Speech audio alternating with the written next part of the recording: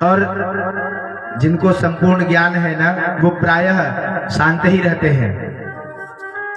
और जो आधे अधूरे ज्ञान वाले लोग होते हैं वे हर बात में टीका टिप्पणी करते हैं। अरे नहीं नहीं, ये ऐसी नहीं है, ये बात तो ऐसी है, ये बात तो वैसी है, आप नहीं जानते हो।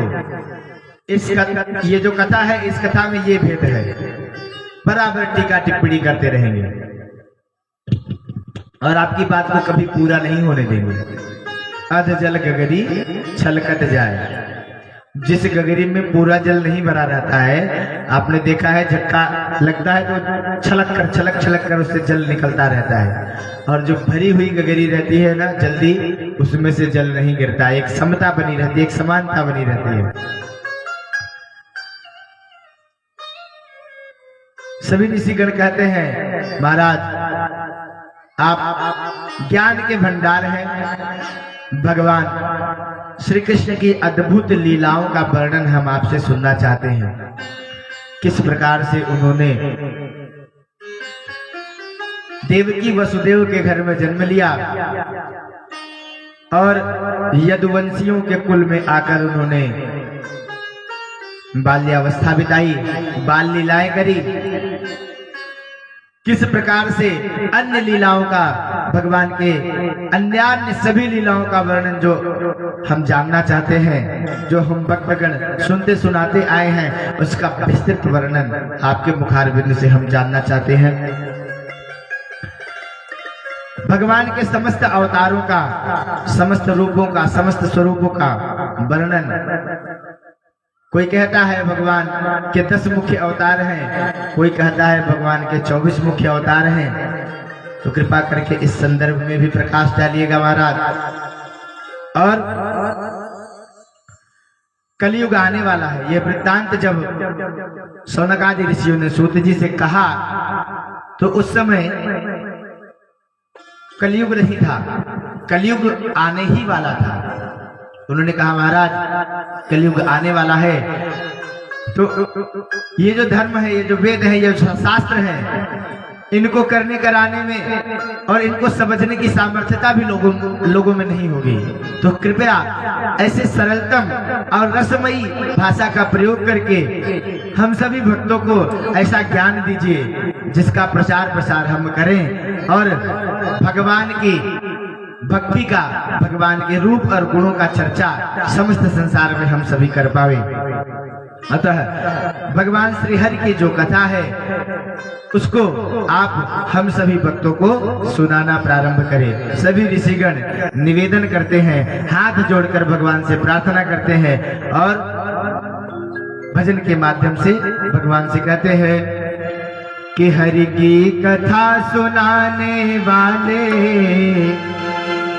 हरि की कथा सुनाने वाले, तुमको लाखों प्रणाम, तुमको लाखों प्रणाम। हरि की कथा सुनाने वाले, हरि की कथा सुनाने वाले, तुमको लाखों प्रणाम, तुमको लाखों प्रणाम। हरि की कथा सुनाने वाले, हरि की कथा सुनाने वाले, तुमको लाखों प्रणाम, तुमको लाखों प्रणाम। हरि की कथा सुनाने वाले, हरि की कथा सुनाने वाले, तुमको लाखों प्रणाम, तुमको लाखों प्रणाम। हम ढूंढ रहे थे वन में और खो बैठे निज तन में, हम ढूंढ रहे थे वन में, खो बैठे थे तन में। हम ढूंढ रहे थे वन में और खो बैठे निज तन में, हम ढूंढ रहे थे वन में, खो बैठे थे तन में।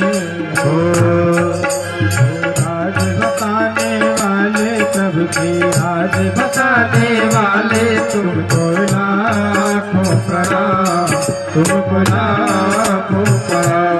धन का राज बताने वाले, धन का राज बताने वाले, तुमको लाखों प्रणाम, तुमको लाखों प्रणाम।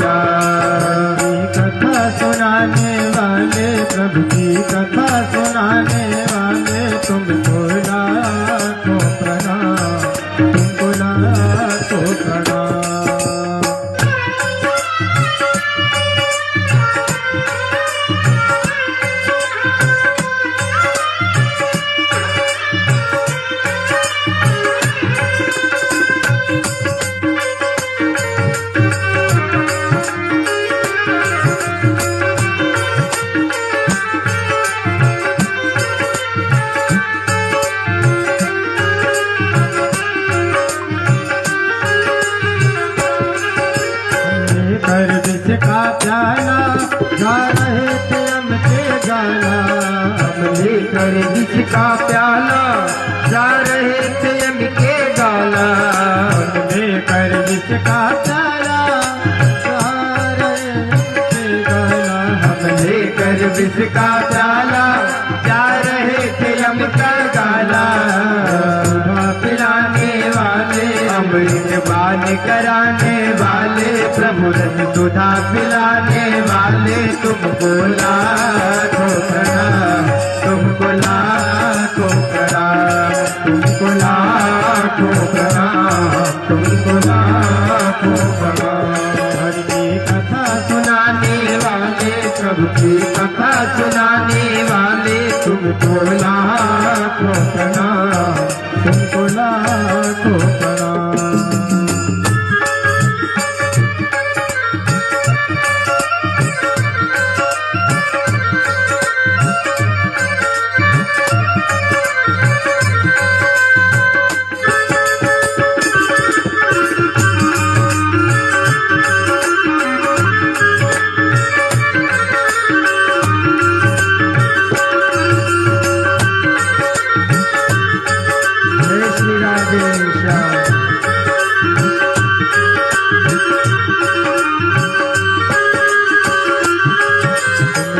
घट अंतर्यामी हम पतित और अज्ञानी।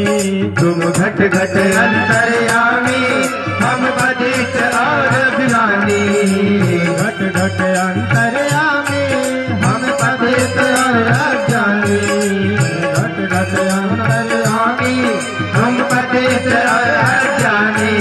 ओ कृष्ण मिलाने वाले पार लगाने वाले ओ कृष्ण मिलाने वाले भव से पार लगाने वाले तुमको लाखों प्रणाम, तुमको लाखों प्रणाम, तुमको लाखों प्रणाम, तुमको लाखों प्रणाम। कथा सुनाने वाले प्रभु की कथा सुनाने वाले तुमको लाखों प्रणाम, तुमको लाखों प्रणाम। हरि की कथा सुनाने वाले हरि की कथा सुनाने वाले तुमको लाखों प्रणाम, तुमको लाखों प्रणाम, तुमको लाखों प्रणाम, तुमको लाखों प्रणाम, तुमको लाखों प्रणाम, तुमको लाखों प्रणाम। इस प्रकार सभी ऋषियों के द्वारा निवेदन करने पर सूत जी महाराज कहते हैं, सूत जी महाराज जो कि रोमहर्षिणी के पुत्र हैं, मूल नाम उग्रश्रवा है, सभी ऋषियों के द्वारा इस प्रकार से प्रश्न सुनकर उनके हृदय में बड़ा आनंद हुआ और आनंदित मन से उन्होंने कहा, हे ऋषियों तुम्हारा कल्याण हो। तुमने लोक कल्याण के निमित्त मुझसे यह प्रश्न किया है। कुछ लोग होते हैं ना, वह संतों के पास या भगवान की पूजा जो करते हैं वह अपने कल्याण के लिए करते हैं, लेकिन कुछ ही लोग होते हैं जो समस्त संसार के कल्याण के लिए प्रश्न करते हैं, यज्ञ करते हैं, पूजा पाठ जप तप करते हैं। आज सूत जी ने समस्त ऋषियों का माध्यम लोक कल्याण जाना, ऐसा मन में विचार कर उनके हृदय में अपार हर्ष हुआ। और जब कोई व्यक्ति प्रसन्न हो जाता है ना किसी के ऊपर, प्रसन्न व्यक्ति अपनी अमूल्य निधियां भी दान कर देता है। जैसे आपका कोई अटका हुआ कार्य कोई व्यक्ति कर दे जो कि आपको बड़ा ही दुर्गम लगता हो, अरे राम राम इस कार्य को तो शायद ही मैं कर पाऊं, और उस कार्य को चुटकी बजाकर कोई आपकी मदद आपकी सहायता करने में कर दे, तो आपका हृदय उस समय इतना आनंदित हो जाता है कि मेरे पास जो भी निधियां हैं मैं इसको दे दूं, इसको दान कर दूं। एक क्षण के लिए निश्चित ही आप लोगों के मन में ऐसा भाव आता होगा। वैसा ही भाव सूत जी के हृदय में आया और सूत जी महाराज ने सभी ऋषियों से कहा हे ऋषियों, जिस समय शुकदेव जी महाराज का यज्ञोपवीत संस्कार भी नहीं हुआ था और वह सन्यास धारण करने के लिए अपने घर से चले जा रहे थे, 5 वर्ष की आयु थी और सन्यास धारण करने के लिए वे अपने घर से चले जा रहे थे। उनके पिता कौन है? व्यास जी महाराज। अपने पुत्र को कोई 5 साल का नन्हा सा बालक अगर घर छोड़ के कहे अब मैं जा रहा हूँ सन्यास धारण करने जा रहा हूँ, तो उसके माता पिता क्या करेंगे? पकड़ेंगे ही ना, दौड़ा कर धर लेंगे। अरे नहीं, तुम्हें नहीं जाने दूंगा, अभी तुम्हारी अवस्था ही कितनी है, कैसे रहोगे, कैसे जीवन व्यतीत करोगे।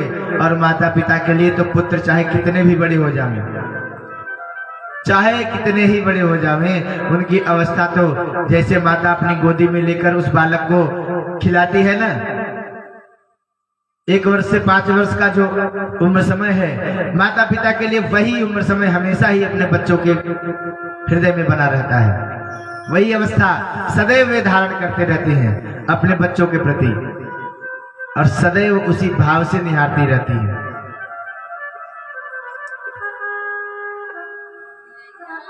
व्यास जी ने सुखदेव जी महाराज का पीछा किया। हे पुत्र, कहां चले जा रहे हो? मेरी बात को सुनो। अभी तो आपका यज्ञोपवीत संस्कार भी नहीं हुआ महाराज। जीवन की नैतिक जो व्यवस्थाएं हैं उनके बारे में आपने जाना ही कहां। इन सभी को जानने का भी आपके पास समय है। संन्यास तो एक उम्र का पड़ाव पहुंचने पर धारण किया जाता है। व्यास जी के ज्ञान की तो कोई सीमा है नहीं, लेकिन आज सुखदेव जी महाराज का जो ज्ञान है ना, वो व्यास जी के ज्ञान के आगे कुछ भी नहीं है। व्यास जी सुखदेव जी को नहीं समझा पा रहे हैं। जिन व्यास जी ने समस्त 18 पुराण का निरूपण किया, वह अपने पुत्र को कुछ भी समझा नहीं पा रहे हैं। क्यों? इसके पीछे कारण है। सुखदेव जी महाराज ने अपने हृदय में भगवान की ऐसी अनुपम छटा को धारण कर लिया है, उस छटा के अलावा उन्हें अब इस संसार में किसी अन्य विषय वस्तु से कोई लगाव नहीं है। और जब भक्त इस प्रकार से भगवान का चिंतन करता है तो वह उस परम सत्ता का इतना बड़ा अधिकारी बन जाता है और भगवान उसको अपने पास बुलाने के लिए अपनी रूप स्वरूप, अपने माधुर्य गुण का ऐसा भगवान नाम का चर्चा करने के लिए, भगवान नाम का यश करने के लिए केवल उन्हीं के स्वरूप का गुण गाता हुआ, संसार के अन्य किसी विषय वस्तु वासनाओं पर ध्यान न देता हुआ उसी पथ पर अग्रसर हो जाता है। आज सुखदेव जी महाराज इसी विचार से घर से निकले जा रहे हैं। व्यास जी महाराज को वृक्षों ने कहा, महाराज आने की चेष्टा कर रहे हैं। उनके हृदय में जो प्रेम, जो भाव, जो भक्ति और जो ज्ञान है, उस ज्ञान को अन्य कोई ज्ञान भी विभाजित नहीं कर सकता। अन्यथा आप उन्हें जो भी शिक्षा दीक्षा देंगे वह किसी भी प्रकार से उनके चित्त को बदल नहीं सकती। अब उन्होंने मन में जो धारण कर लिया है उसी कार्य को करेंगे, दूसरा कोई कार्य नहीं करेंगे। फिर भी व्यास जी महाराज पिता का हृदय पीछे पीछे चले जा रहे हैं। एक स्थान पर सरोवर में कुछ स्त्रियां स्नान कर रही थी। स्नान करते समय कुछ एक ही वस्त्र उनके शरीर पर थे। सुखदेव जी आगे आगे चले जा रहे थे, व्यास जी पीछे पीछे चले जा रहे थे। सुखदेव जी जब उस स्थान से गुजरे तो उन स्त्रियों ने किंचित भी शर्म नहीं किया, बड़ी श्रद्धा से खड़ी होकर हाथ जोड़कर सुखदेव जी को निहारती हुई निहारने लगी। और सुखदेव जी महाराज जो उनके